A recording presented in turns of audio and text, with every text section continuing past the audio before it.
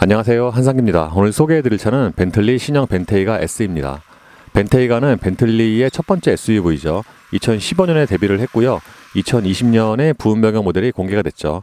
그리고 2021년에는 S와 아지르로 모델 라인업이 정리가 됐어요. 벤테이가는 오루스, 카이엔 등과 함께 MLB 에버 플랫폼을 공유를 합니다. 바디는 독일에서 만드는데 최종 생산은 벤틀리의 크루 공장에서 합니다. 지금 보시는 시승차는 벤테이가 S고요. 시작 가격은 2억 9천만 원입니다. 벤테이가의 외장 디자인은 다른 벤틀리가 그렇듯이 웅장합니다.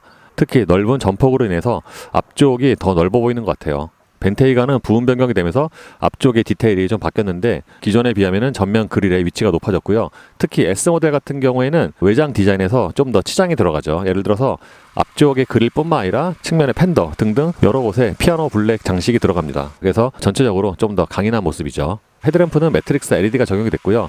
얼마 전에 시승했던 컨티넨탈 GT처럼 이 차 역시도 헤드램프의 디자인이 예쁘다를 넘어서 좀 아름답다고 표현할 수 있을 것 같아요. 보통 고성능 헤드램프는 야간에 봤을 때 더 멋있는데 이 차는 주간에 봤을 때 디테일들이 더 잘 보이기 때문에 더 멋있다고 생각이 됩니다. 벤테이가는 SUV 중에서도 무게중심이 꽤 낮게 내려온 모습이고요. 특히 측면에서 보면은 앞뒤의 오버행을 좀 짧게 설정을 해서 그런 느낌이 좀 더 배가가 되는 것 같습니다. 차체 사이즈는 레인지로버보다는 전장은 조금 짧고요. 휠베이스도 마찬가지고요. 보통 고성능 SUV가 그렇듯이 이 벤테이가 역시도 후면의 모습이 특히 범퍼 아래쪽이 낮게 내려온 모습이죠. 그래서 뒤에서 보면은 엉덩이가 좀 펑퍼짐한 그런 느낌이 나고요. S 모델 같은 경우에는 장식뿐만 아니라 디자인에서 좀 차이가 있어요. 예를 들어서 루프 스포일러 디자인이 다르죠. 그러니까 SUV의 루프 스포일러 중에서는 이 면적이 꽤 넓은 편에 속합니다. 특징 중에 하나는 테일램프 또는 방향지등의 디자인인데 테일램프가 약간 타원형을 그리고 있고요. 반면에 방향지등 같은 경우에는 이렇게 타원형 형태로 좀 드물게 순차전등이에요. 그래서 좀 특징적인 디자인이죠. 이와 함께 기존 대비 테일게이트의 구조도 좀 달라졌는데, 그러니까 기존에 비하면은 테일게이트가 그 열리는 면적이 좀 더 넓습니다. 고성능 SUV답게 머플러는 양쪽으로 두 개씩 뽑았는데 아지르는 크롬 장식인데 기본이 S는 블랙으로 마무리를 했죠. 타이어는 피렐리의 피제로, 사이즈는 285의 40R 22입니다. 22인치면은 상당히 큰 사이즈인데 그럼에도 불구하고 이 벤테이가에 딱 어울리는 그런 사이즈 같죠. 이 타이어의 트레드 웨어는 220이고요. 벤테이가 S의 실내는 최고 SUV에 맞는 또는 벤틀리라는 브랜드에 맞는 내장재가 특징입니다. 그러니까 실내 전체에 걸쳐서 되게 꼼꼼하게 좋은 소재로 꽉 차 있는데, 한 예로 보통 차에 타면은 고급감을 느끼는 것 중에 하나가 냄새인데, 그러니까 이 차 같은 경우에는 주행거리가 3,000km가 넘었는데도 불구하고 차에서 약간 좀 은은하게 가죽 냄새가 나요. 그 정도로 실내 전체에 걸쳐서 가죽의 비율이 꽤 높습니다. 그리고 이 차는 진짜 피아노 블랙이 적용이 돼서 저것도 그러니까 일반적인 하이그로시아는 시각적인 그런 고급스러움이 좀 다르죠. 그리고 벤틀리는 전통적으로 실내도 좀 고풍스러운 디자인이긴 한데 최근에 나온 차들은 그러니까 뭔가 현대적인 디자인 요소가 좀 많이 들어갔거든요. 그래서 그 두 개가 좀 적절히 섞인 그런 디자인이 아닌가 싶습니다. 참고로 얼마 전에 시승했던 컨티넨탈 GT나 플라잉 스포와 비교하면은 그러니까 실내의 그 고급감 자체는 앞선 그 두 차보다는 약간 좀 떨어진 느낌이 있고요. 벤틀리를 타면은 공통적으로 느끼는 것 중에 하나가 실내에 금속이 많아요. 가죽도 많지만. 그래서 모니터 위쪽에 위치한 이 송풍구 같은 경우도 이게 금속은 아닌 것 같은데 어쨌든 금속 느낌이 나게 디자인을 했고요. 그리고 이거 같은 경우도 이제 특징이죠. 이것도 굉장히 좀 시각적으로 고급감을 느끼게 하는 그런 요소 중 하나입니다. 그리고 보통 자동차에 보면은 고급차는 아날로그 시계를 넣는 경우가 많은데, 그래서 보통 서드 파티를 넣잖아요. 근데 이 차 같은 경우는 벤틀리라고 써있는 자체가 저게 또 고급스럽죠. 모니터는 10.9인치 와이드 타입이 적용이 됐습니다. 이 차의 급이나 가격을 생각을 하면은 모니터의 사이즈는 조금 작은 편인데 해상도 자체는 꽤 좋습니다. 비율 때문에 그런지 10.9인치보다는 모니터가 좀 더 커 보이고요. 지금 보시는 게 홈 화면이고요. 그러니까 홈 화면은 기본적으로 3분할이고 여기서 미디어라든가 전화, 내비게이션으로 이렇게 한 번에 이동을 할 수가 있는 거죠. 실내의 편의 사양 중에서 약간 좀 떨어지는 게 내비게이션인데, 내비게이션 같은 경우가 요즘에는 이제 수입차도 점점 티맥 같은 거 적용을 하면서 구간 단속에서 평균 속도 표시도 되고 과속 카메라 표시도 되고 그렇잖아요. 근데 이 차는 구간 단속에서 평균 속도 표시가 안 되고 과속 카메라 안내 방송은 나오는데 따로 표시는 안 돼요. 페이지를 넘기면은 주로 사용하는 메뉴가 나오는데 여기서 내비게이션이나 또는 자주 사용하는 설정은 차량이죠. 여기서 차량 상태, 이 차는 에어 서스펜션 적용 사용해서 차체 높낮이 조절을 이제 여기서 표시를 하고요. 여기 드라이브 모드도 표시가 되고 여기서 타이어 압력, 그러니까 계기판에서도 볼 수가 있지만 여기서도 사용을 할 수가 있죠. 특징적인 것 중에 하나가 TPMS 메뉴에 보면은 여기서 타이어 사이즈를 이렇게 선택을 할 수가 있어요. 지금 이 차는 22인치인데 21인치로 선택이 되어 있네요. 그리고 차량 속도의 부하 모드도 여기서 이렇게 세 가지를 고를 수가 있습니다. 모든 지형으로 가면은 이런 정보가 표시가 되고요. 참고로 이런 그 터치 반응도 꽤 빠른 편이죠. 시트는 이제 말 그대로 시트 메뉴고요. 그러니까 시트 같은 경우는 여기서 이렇게 세부적으로 조절을 한다기보다는 이쪽에 이제 물리 버튼으로 조절하는 게 더 많죠. 그리고 조명 및 가이성에서는 무드라이트는 말 그대로 이제 무드 조명인데, 이 차는 이제 차급 대비해서 뭐 고급차라고 해서 무드 조명이 상대적으로 꼭 더 많이 들어가라는 법은 없는데, 가격 대비해서는 실내 무드 조명의 적용 범위 자체가 아주 그렇게 넓은 편은 아닙니다. 빛도 벤츠처럼 강하다기보다는 조금 은은한 정도. 그래서 무드 조명 같은 경우에는 대시보드와 도어 트림 그리고 발치까지 이렇게 적용이 됐고요. 방금 말씀드린 것처럼 색상도 좀 은은하죠. 여기는 운전자 보조 시스템이고요. 그러니까 속도 경고나 나이트 비전, ACC 등의 기능을 설정을 할 수가 있습니다. 참고로 터치 스크린 할 때 이렇게 소리가 나잖아요. 띡띡. 이게 그러니까 소리 자체가 너무 좀 뭐라 그러죠? 좀 딱딱거리는 그런 소리라고 해야 되나? 그래서 처음에는 약간 좀 이게 듣기가 좀 어색할 수가 있죠. 공조로 들어가면은 여기서는 말 그대로 공조와 관련된 기능을 실행을 할 수가 있고요. 그러니까 여기서 바람 방향이라든가, 그러니까 이게 약간 좀 특이한 게, 바람 세기 같은 경우에는 온도 조절은 요 다이얼로 이렇게 가능한데, 바람 세기 같은 경우에는 여기에 바람갭이 버튼을 누른 다음에 그럼 여기 이게 나오잖아요. 그럼 이걸로 이렇게 바람 세기를 선택을 하니까 이게 약간 좀 번거로울 수가 있습니다.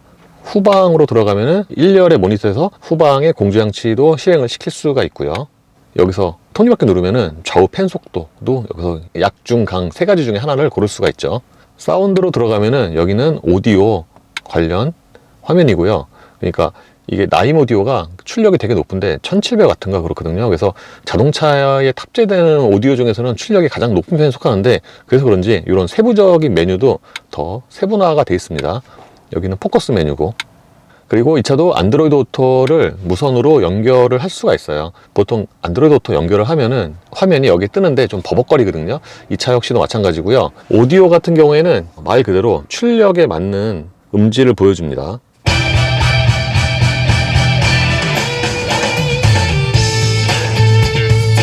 전체적으로 음량이 풍성한 것뿐만 아니라 전체적으로 좀 꽉 차죠. 음질 자체가 좀 되게 또렷하게 깨끗하게 들리고요. 심지어는 방금처럼 오디오 메뉴에서 액티브 베이스나 서브우퍼를 이렇게 좀 강하게 하면은 벤츠의 그 익사이터만큼은 아닌데 등받이와 좌판 있잖아요. 거기에 약간 좀 쳐주는 그런 기능도 있어요. 설정으로 들어가면은 이렇게 이런 메뉴가 나오고요. 일반에서는 이런, 그리고 디스플레이에서는 헤드업 디스플레이의 메뉴를 이제 여기서 설정을 하는 거죠. 그리고 인포테인먼트 디스플레이 밝기도 여기서 설정을 하고, 터치스크린 음향 설정 같은 경우에는 여기서 저중고 세 가지 중에 하나씩 고를 수가 있는데, 이게 저로 해도 소리가 이게 워낙 좀 하이톤이기 때문에 좀 잘 들립니다. 심지어는 화면 청소, 약간 테슬라 같네요. 청소를 위한 청소 모드가 있고요. 참고로 모니터 아래쪽에는 이렇게 물리 버튼이 있는데, 자주 사용하는 폰, 내비, 뒤로 가기, 홈, 라디오, 미디어가 있습니다. 그래서 기본적인 이동과 선택 같은 경우에는 이 밑에 있는 이 다이얼로 이렇게 이동을 하고 뒤로 가기 누를 수가 있고요. 지금은 후방 카메라 화면이고요. 기본 2분할입니다. 이 차가 주간과 야간에 화질의 편차가 조금 큰 편이에요. 지금처럼 주간 같은 경우에는 화질이 꽤 깨끗하게 보이는데, 야간 또는 어두울 때는 뭔가 화질이 좀 떨어진다고 해야 되나? 심지어 이렇게 움직일 때는 화면이 약간 좀 밀리는 그런 느낌도 있어요. 지금 보시는 것처럼 위쪽은 탑뷰인데, 그러니까 위에서 내려다보는 주정차할 때 좀 편하죠. 그리고 앞쪽에는 그 물체와의 거리를 이렇게 그래픽으로 보여주고요. 왼쪽에 아이콘을 눌러서 앵글을 달리해서 볼 수가 있습니다. 참고로 이 화면에서 스티어링 휠을 돌리면은 가이드라인이 같이 돌아는 가는데, 요즘에 보면은 앞쪽에 카메라가 같이 돌아가는 차들도 꽤 많거든요. 이 차는 그렇진 않아요.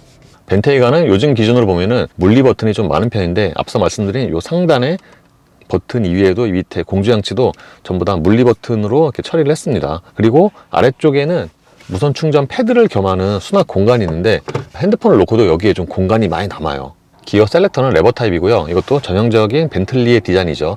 사실 벤틀리 같은 브랜드에 이게 요즘에 뭐 버튼이나 다이얼이면 또는 칼럼식이면 좀 안 어울릴 것 같은데 이런 그 전통적인 레버 타입이 굉장히 좀 잘 어울리는 것 같습니다. 이쪽에는 컵홀더가 2개가 있고요.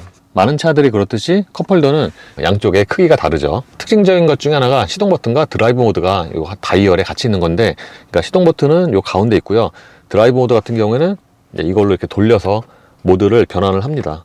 그리고 이쪽에는 에어 서스펜션 조절 버튼이고요. 센터 콘솔 박스는 2조각이에요. 이게 이렇게 보면은 뭔가 양쪽으로 열릴 것 같잖아요. 그렇진 않고요.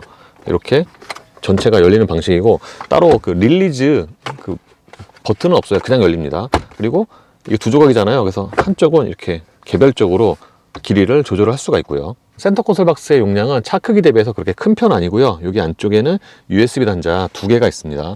그리고 이 옆쪽에도 부드러운 소재로 마감을 했죠.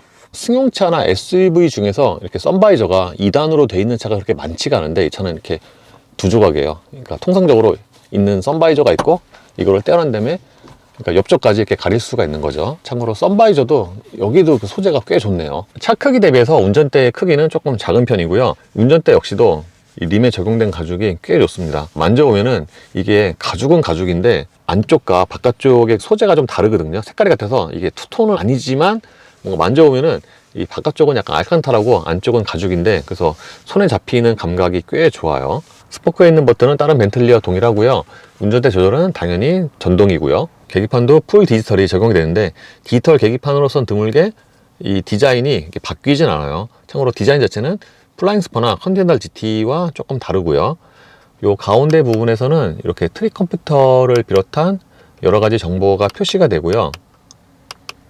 그리고 이 화면에서 뷰를 누르면은 이렇게 내비게이션 화면을 좀 더 크게 확대해서 볼 수가 있죠. 이 차 역시도 나이트 비전이 적용이 되어 있습니다. 나이트 비전 같은 경우에는 사람이 미처 보지 못하는 물체나 보행자를 감지를 해서 계기판에서 확인을 하는 건데, 낮에도 보고 다니면은 좀 재밌는 경우가 있습니다. 예를 들어서 앞차의 배기 라인 쪽 있잖아요. 이것도 이제 열을 감지를 해서 보여주기 때문에 생각보다 좀 흥미로운 그런 옵션이죠. 벤테이가의 사양 중에서 조금 부족하다고 느끼는 게 헤드업 디스플레이인데, 일단 헤드업 디스플레이의 전체 면적 자체가 그렇게 크지가 않고요. 내비게이션과 연동은 되는데 보통 미국 차들처럼 항상 경로 안내가 표시가 되는 거 아니고 갈림길에서만 이제 표시가 돼요.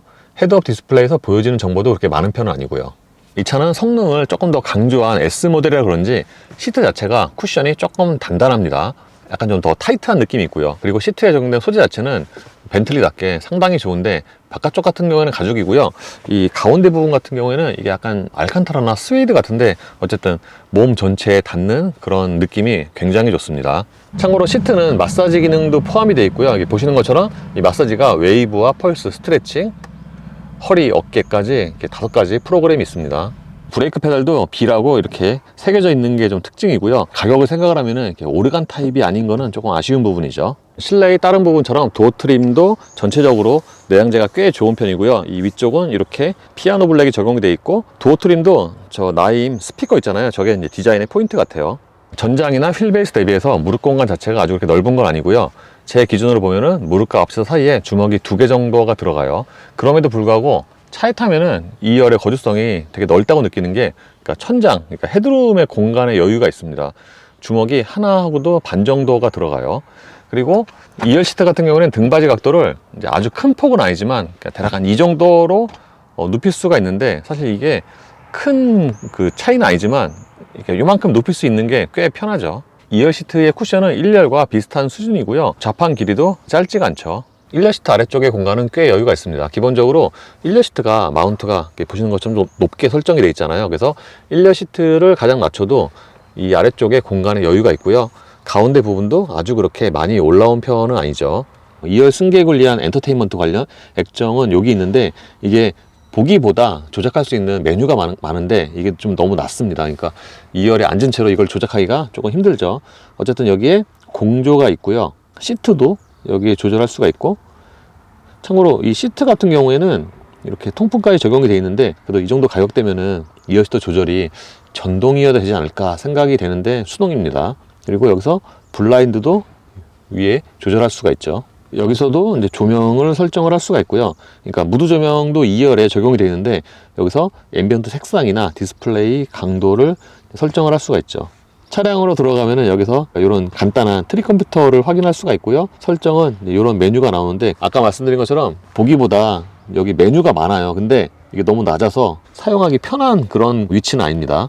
그리고 이 아래쪽에는 USB 단자 2개와 12V가 있고요. 2열 승객을 위한 컵홀더는 여기 암레스트에 있고요. 이 암레스트 주변은 이게 얼핏 보면은 피아노 블랙 같은데 이거는 그냥 좀 검은색 플라스틱이에요.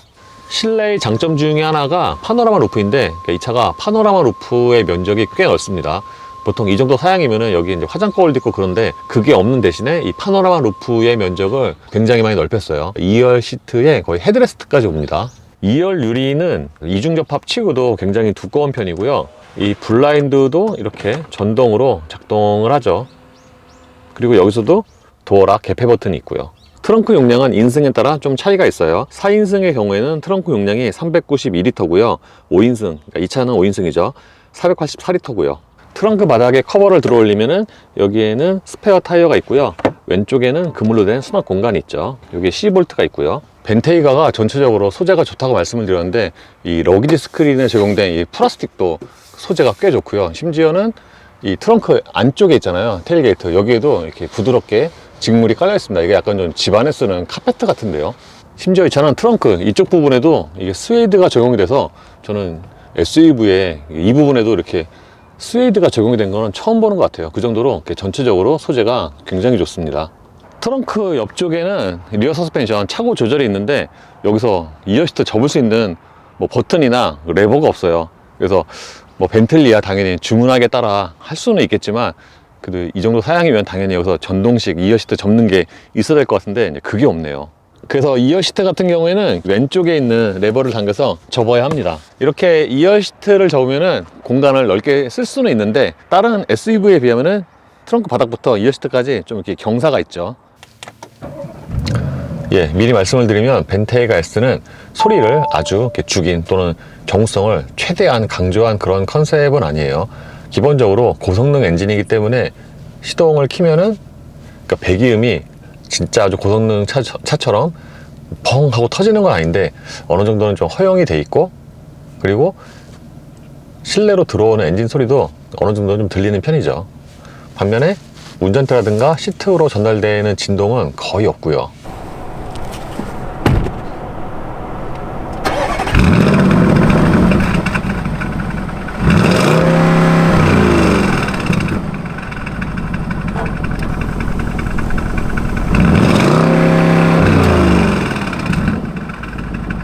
이 차의 파워트레인은 4.0 8기통 트윈터보 엔진과 8단 자동 변속기로 조합이 됩니다.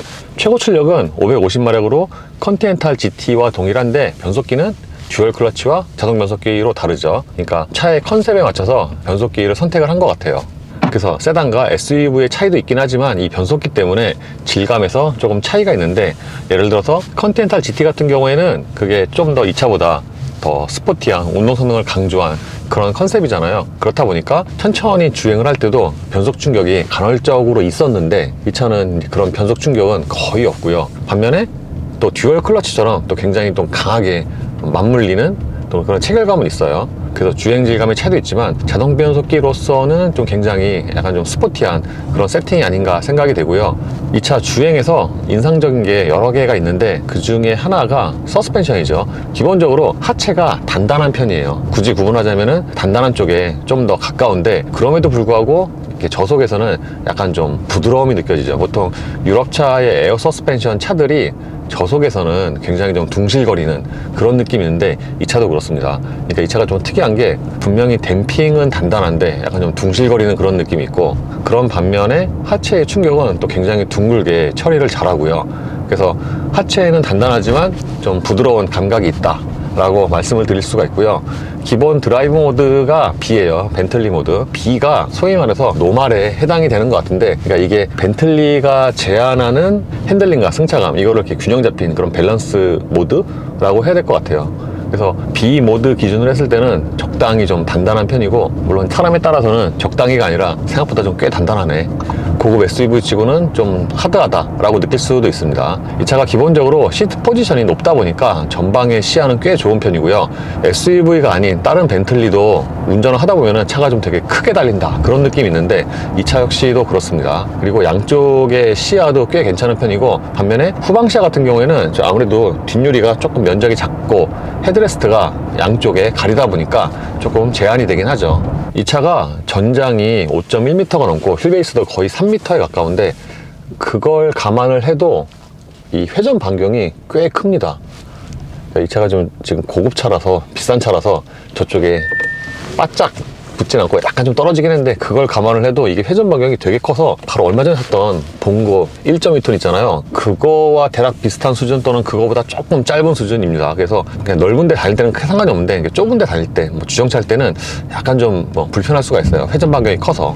그래서 일상적인 승차감으로는 최고급 SUV로서는 가장 좋은 수준이라고 생각이 되고요. 하체가 완전히 푹신한 건 아닌데 방음이 전체적으로 괜찮죠. 방음 같은 경우가 배기음이라든가 엔진 소리는 일정 회전수 이상에서 좀 허용하게 그렇게 세팅이 됐는데, 다른 부분의 방음이 되게 좋아요. 한 예로 이중접합 유리가 보통 많이 쓰이잖아요. 근데 이중접합 유리도 이게 급이 있어서 이 차는 그 중에서도 가장 좀 두꺼운 편에 속합니다. 일상에서 주로 사용하는 모드가 벤틀리 또는 컴포트 모드인데, 컴포트와 B 모드도 이게 차이가 있어요. 그러니까 기본적으로 벤틀리 모드도 승차감이 꽤 좋은데, 컴포트 같은 경우에는 이제 그런 부드러움이 한 스푼 정도 좀 더 가미가 된다고 해야 되나? 그래서 똑같은 요철 구간 또는 저런 빨래판 구간을 지날 때도 이 컴포트 모드로 하면은 그런 충격이 좀 더 부드럽게 전달이 되고요.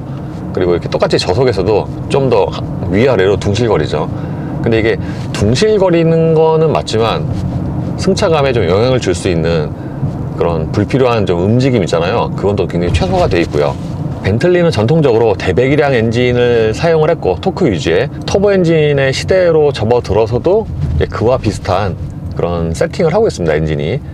그래서 이렇게 저속에서 천천히 가속을 할 때도 우르렁 되는 소리가 예전에 대배기량 그런 그 느낌이죠. 그래서 이런 소리 자체는 볼륨이 그렇게 작은 건 아닌데 듣기에 거슬릴 정도는 아니고요. 오히려 운전의 재미를 좀 더 돋궈줄 수 있는 그런 사운드가 아닌가 싶습니다.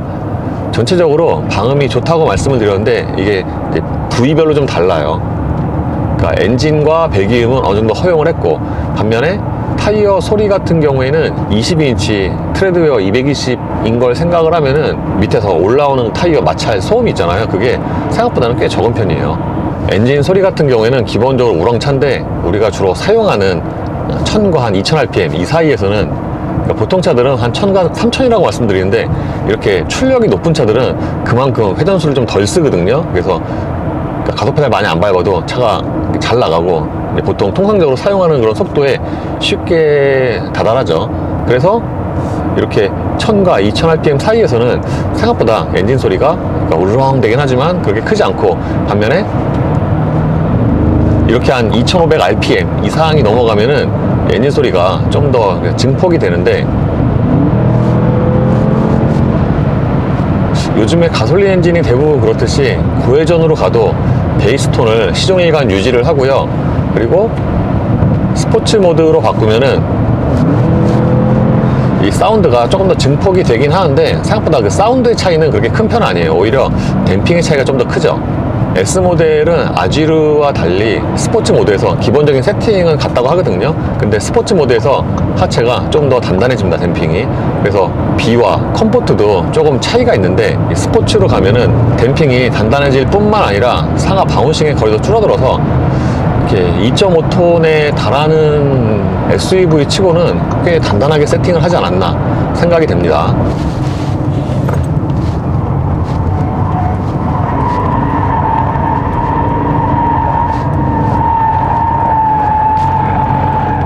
주행에서 인상적인 게 몇 개가 있는데, 그 중에 하나가 저 코너링. 방금 말씀드린 것처럼 공차 중량이 2.5톤이고 보통 이렇게 크고 무거운 SUV는 전자 제어를 좀 일찍 또는 적극적으로 하는데, 이 차는 별로 안 하는 것 같아요. 안 한다기보다는 그러니까 운동 성능 위주로 그렇게 제어를 세팅을 하지 않았나. 그래서 이렇게 크고 무거운 차는 하체가 좀 단단해도 코너 빨리 진입하면은 차가 이렇게 많이 기울어지는데, 이 차는 차가 그렇게 많이 안 기울어져요. 그거 아마 이거 스테빌라이저 이것 때문에 그런 것 같기도 한데, 어쨌든 이렇게 좀 되게 크고 무거운 차로서는 회전 성능이 상당히 공격적이고, 결정적으로 빠르게 코너를 진입을 할 때 가속 페달을 더 전개를 해도 이게 언더보다는 살짝 안으로 감기는 B 모드에서도 그런 모션이 나타납니다.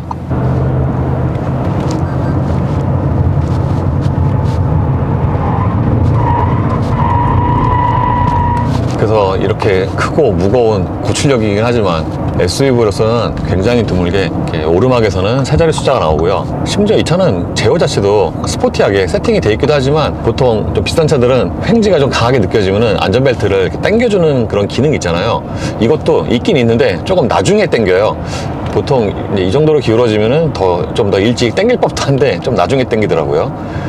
그래서 회전할 때는 이런 차의 무게가 잘 안 느껴지는 그런 몸놀림이고, 심지어 브레이크도 민감하죠. 그러니까 차가 무거우면은 그만큼 고성능 브레이크를 달아야 되는데, 이 차가 굉장히 큰 브레이크를 달아서 예를 들어서 살짝 밟아도 뭔가 반응이 되게 빨라요, 브레이크가. 그러면서도 승차감을 떨어뜨릴 정도로 반응이 좀 되게 급격하게 오진 않고, 그래서 이런 브레이크 세팅도 꽤 잘했다고 하겠습니다. 가속력 같은 경우에는 이 차의 출력에 맞는 그런 성능인데, 제 동영상 기준으로 보면은 정지에서 200km까지의 가속 시간이 약 한 15초예요. 그래서 550마력의 대형 SUV로서는 상당히 빠른 가속력이 아닌가 싶고요. 이게 이제 비슷한 출력의 RS Q8이나 포르쉐 카이엔 터보 쿠페 GT 이거와 대략 비슷하거나 조금 느립니다.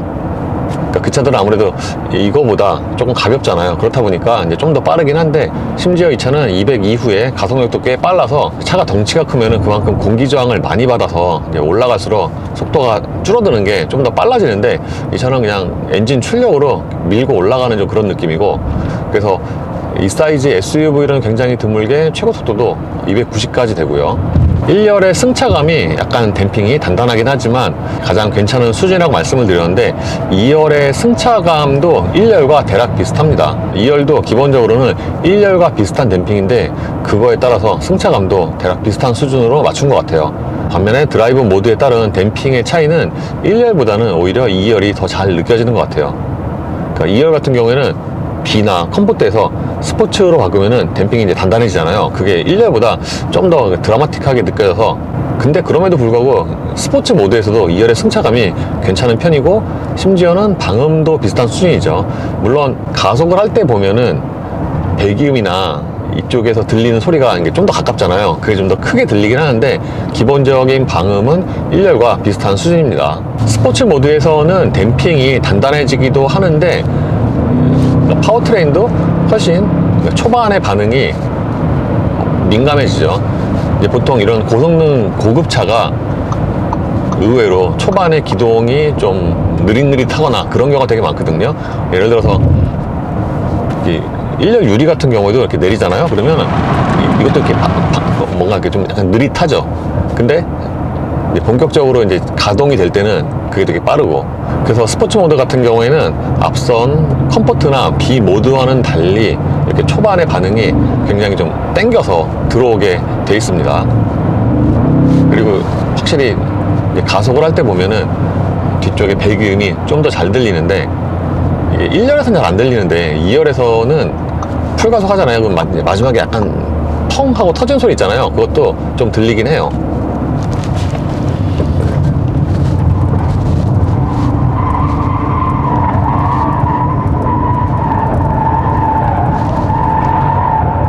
보통 이제 스포츠 모드로 가면은 뭐 안이 좀 더 감긴다거나 모션이 더 강조된다고 이제 말씀을 드리는데, 이 차는 그게 아니라 방금 이렇게 우측으로 돌았잖아요, 내리막을. 그러면은 이쪽에 바퀴가 이렇게 딱 이쪽으로 이렇게 고정이 된 채 이렇게 빙글하고 이렇게 돌아가는 좀 그런 느낌이네요. 어쨌든 이렇게 크고 무거운 SUV 치고는 회전 성능이 상당히 인상적입니다. 내리막에서도 롤이 별로 없어요. 그리고 주행에서 인상적인 것 중에 하나가 이 조향 감각인데, 보통 비싼 차들이 비쌀수록 조향 감각이 좋잖아요.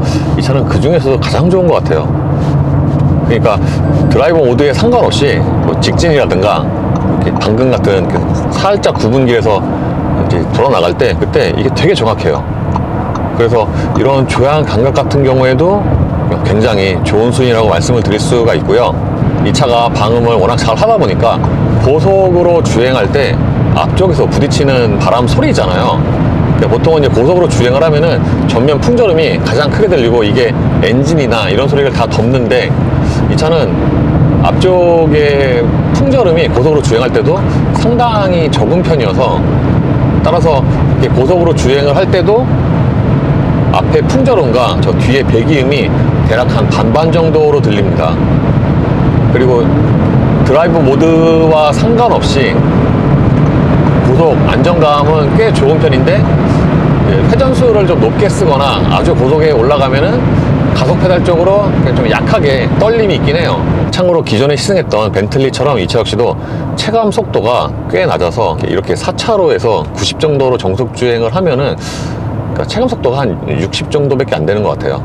다른 말로 하면은 이제 그만큼 안정감이 좋다고 말씀을 드릴 수도 있을 것 같아요. 어쨌든 이번에 벤테이가를 처음으로 시승을 해봤는데, 이 차가 벤틀리 라인업에서 판매 한 40% 이상을 차지하거든요. 그러니까 이게 타보니까 잘 팔릴만 한 게, 지금은 SUV를 브랜드에 상관없이 기존의 고객들도 많이 선호를 하는데, 이 벤테이가는 기존의 벤틀리의 그런 브랜드 특성을 좀 고스란히 잘 간직한 채 또 SUV로 나왔으니까 그런 면에서 상품성이 꽤 좋다고 생각이 됩니다. 물론 이 차 기준으로 보면은 기존의 벤틀리 라인업 있잖아요. 그 차들보다 실내의 그런 럭셔리함이 약간 좀 떨어지긴 하는데, 이 벤테가 역시도 고객들이 어느 정도는 다 커스터마이징 할 수가 있잖아요. 그래서 그게 그렇게 큰 문제는 안 되고, 오히려 이 차는 단점으로는 일부 편의사양이 가격 대비해서 굉장히 떨어지는 건데, 예를 들어서 아무리 커스터마이징을 다 이거저거 할 수 있는 브랜드라고 해도 이 정도 기본 가격이면은 뭐 2열에 시트는 전동으로 넣어줘야 되고, 트렁크에 2열 시트 접는 거 있잖아요. 그것도 하다못해 수동 레버라도 있어야 되는데 그게 없으니까 그런 거는 좀 단점이라고 할 수가 있겠죠.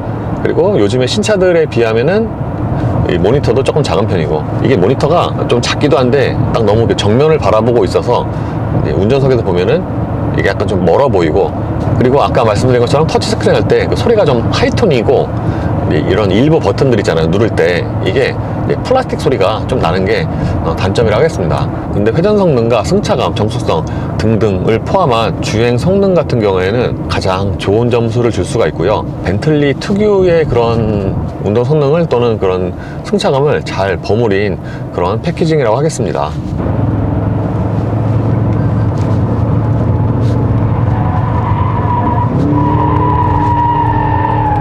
그래서 스포츠 모드의 경우에는 전자 제어가 좀 더 늦게 들어오기도 하지만 모션 자체가 조금 더 격합니다. 그리고 다른 벤틀리와도 이제 공통된 건데, 헤드업 디스플레이도 이제 크기가 좀 아쉬운 편이죠. 그리고 이 차 같은 경우에는 주행거리가 한 3,000km 정도가 됐는데, 실내에서 몇몇 군데에서 잡소리가 있어요. 근데 이게 또 간헐적이어서 어떨 때는 뒤에 뒷유리가 떨리는 소리가 나기도 하다가 트렁크 한 2번 열고 닫으면 또 안 나기도 하고 뭐 그렇습니다. 그래서 벤테이가는 요즘에 고급 SUV가 굉장히 많잖아요. 그런 시장 상황에서도 좀 차별화되는 그런 상품성을 가진 최고급 SUV라고 하겠습니다.